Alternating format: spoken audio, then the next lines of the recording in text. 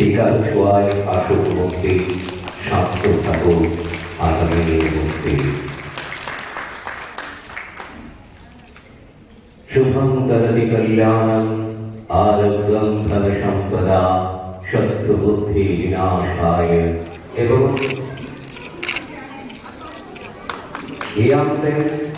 Pinaki pulse polio मुहिम शुरू হয়েছে আমাদের রাজ্যে। এই স্কুলে আমরা উদ্বোধনী অনুষ্ঠান করছি। রাজ্যে প্রায় 3.5 লাখ বাচ্চাদের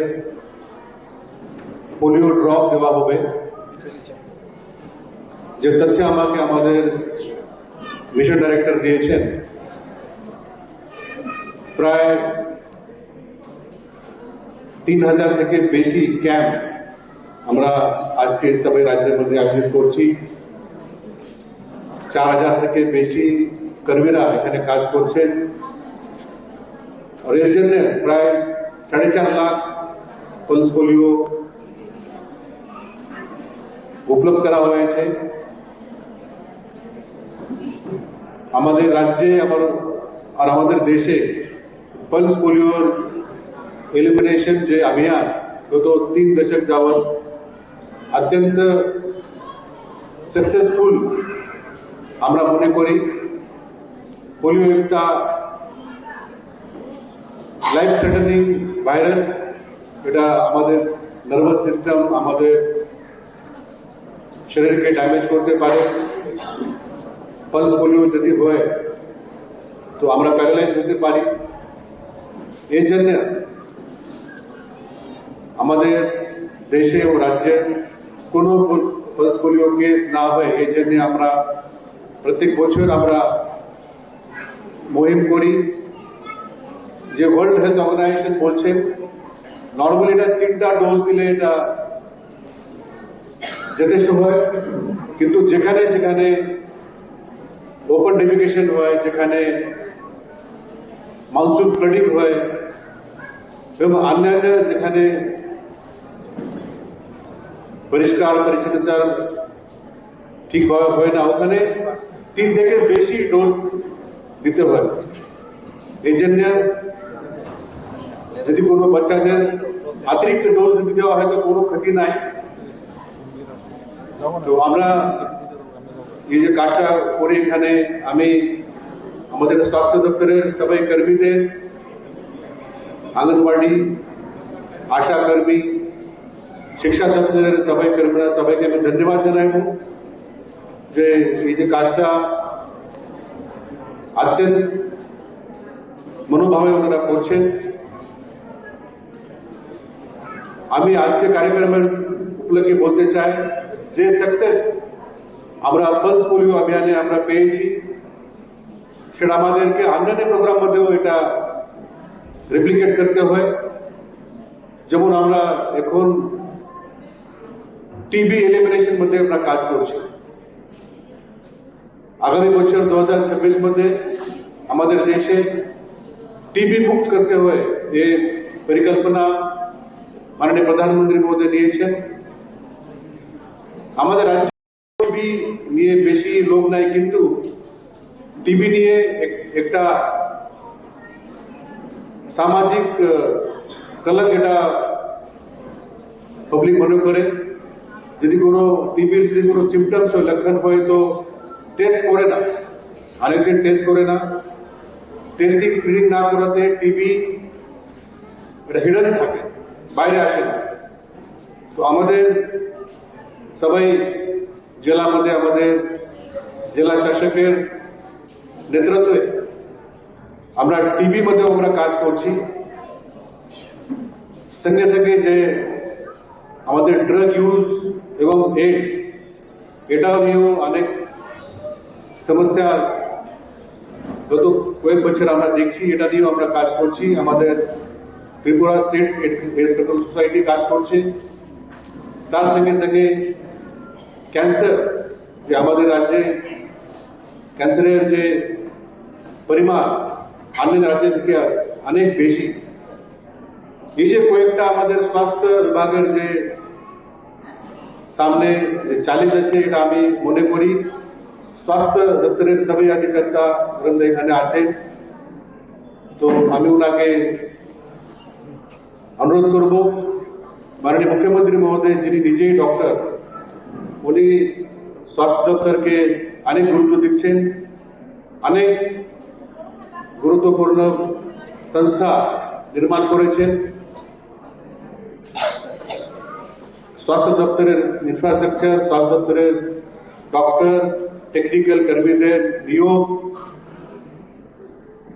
देशेर एवं अंतरराष्ट्रीय যে संस्था আছেন ওনার সাথে কোলাবোরেশন করে আমাদের রাজ্যের স্বাস্থ্য পরিষেবা কিভাবে উন্নয়ন হয় নিরন্তর চেষ্টা করছেন মাননীয় মুখ্যমন্ত্রী মহোদয়। যেহেতু আমাদের দায়িত্ব আছে আমরা এই কাজটা আগে নিয়ে যাব, তো আমি আবার একবার আমি সবাইকে ন্যাশনাল ইমিউনাইজেশন ডে উপলক্ষে আমি সবাইকে শুভেচ্ছা জানাই। पल्स पोलियो अभियाনের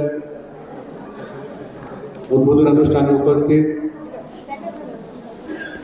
राज्य शिक्षा दफ्तर सचिव Shri Hemendra Rawal Kumar, mission director NHM Saju Wahid, पश्चिम त्रिपुरा जिला शासक doctor Vishal Kumar, director health services doctor Debashree Debbarma, director family welfare doctor Anjan Lal ji, joint mission director doctor Nupur Debbarma ji, member secretary NHM doctor Chowdhury Debbarma ji. जो हेल्थ पेज ऑफिशियल है, NHM ऑफिशियल है, उनसे बात कर रहा था, तो हमारे यहाँ पर जो चैलेंज है वो चैलेंज ये एरियाज में नहीं है, बल्कि हमारे यहाँ पर जो बड़े बड़े जो अर्बन एरियाज है जहाँ पर की पॉपुलेशन ज्यादा है, जहाँ पर की माइग्रेशन की जो माइग्रेटेड पॉपुलेशन है वो ज्यादा आती है, वो एक बहुत बड़ा चैलेंज है। तो मुझे लगता है कि इन सभी एरियाज में हमको फोकस करना है और हेल्थ डिपार्टमेंट ने जिस तरीके से इसके लिए तैयारी की है, कई सारे सेंटर्स इन्होंने यहाँ पर अराउंड 1300 सेंटर्स इन्होंने खोले हैं और 3.5 लाख बच्चों को पूरे स्टेट में टारगेट किया है कि उनको पोलियो की डोज दी जाए।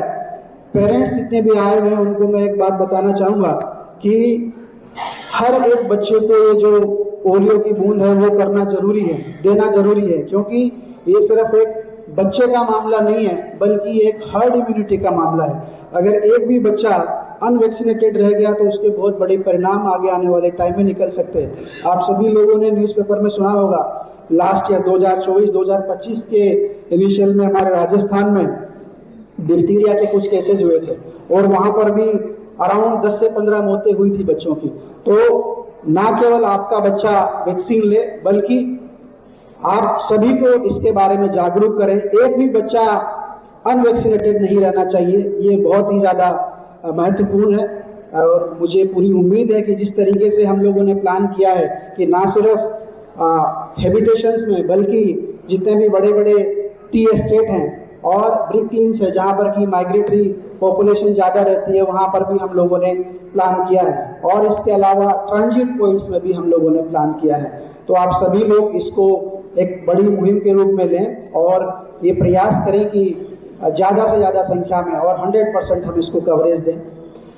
राष्ट्रीय शिक्षा नीति में नई एजुकेशन पॉलिसी जब से आई है तो आपने देखा होगा कि पहले सरकारी स्कूलों में प्री प्राइमरी का कॉन्सेप्ट बहुत कम था। 2-3 साल पहले हमारी जो स्कूल्स थी उसमें सिर्फ 20 से 30 स्कूल्स ऐसी थी कि जहां पर की प्री प्राइमरी का सेक्शन होता था। आज नई एजुकेशन पॉलिसी आने के बाद में हमारे यहाँ पर 300 से ज्यादा स्कूल ऐसी है जहां पर की हम लोगों का प्री प्राइमरी सेक्शन है और ये जो हम 5 वर्ष से कम आयु के बच्चों को जो वैक्सीनेशन देना चाहते हैं तो उसका टारगेट पॉइंट आज स्कूल्स में भी है सफिशिएंट नंबर में। और इसके अलावा हमको प्राइवेट स्कूल्स का जो मोबिलाइजेशन करना है क्योंकि वहां पर बहुत बड़े चंक में ये उपलब्ध है। तो मैं मैडम को भी बोलना चाहूंगा, जो प्रिंसिपल मैडम आई है, कि आप भी अपने लेवल पे इसको पूरा सीरियसली लें।